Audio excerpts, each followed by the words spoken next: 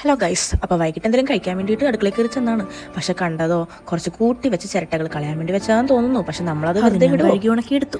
അതിൻ്റെ നാരുകളൊക്കെ മാറ്റിയിട്ട് സാൻഡ്വിച്ച് വെച്ചിട്ട് ഉരച്ച് ശരിയാക്കി ഞാനത്. വെറും 6 ചിരട്ടയിൽ നിന്ന് കിട്ടിയതാണ് അത്. അങ്ങനെ നമ്മുടെ ചിരട്ടക്കുട്ടിമാരൊക്കെ റെഡിയായി.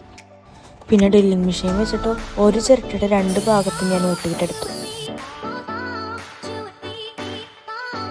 അതിനുശേഷം ഒരു വാർണിഷ് ടിന്നറും ഒക്കെ ഏകദേശം 2:1 റേഷ്യോയിൽ തന്നെ ഞാൻ നന്നായിട്ട് മിക്സ് ചെയ്തെടുത്തു. പതിവ് ഓരോരോ ചിരട്ടകളിലായിട്ട് ഞാൻ അടിച്ചു. അങ്ങനെ 16 ചിരട്ടകളിലും ഞാൻ അടിച്ചു കൊടുത്തു. വാർണിഷ് ഉണങ്ങാൻ വേണ്ടി ഏകദേശം ഒരു ദിവസം വേണ്ടി വന്നു കേട്ടോ. അതുകൊണ്ട് ബാക്കി പണി ചെയ്ത പിറ്റേ ദിവസമാണ്.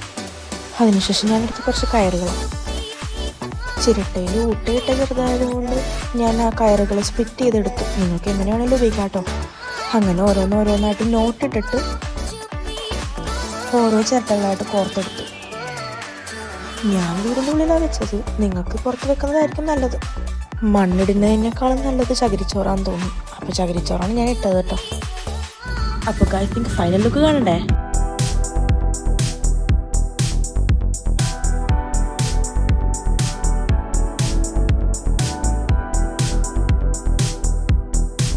അപ്പോൾ ഇഷ്ടപ്പെട്ടിട്ടുണ്ടെങ്കിൽ ചാനൽ സബ്സ്ക്രൈബ് ചെയ്യാൻ മറക്കരുത് കേട്ടോ.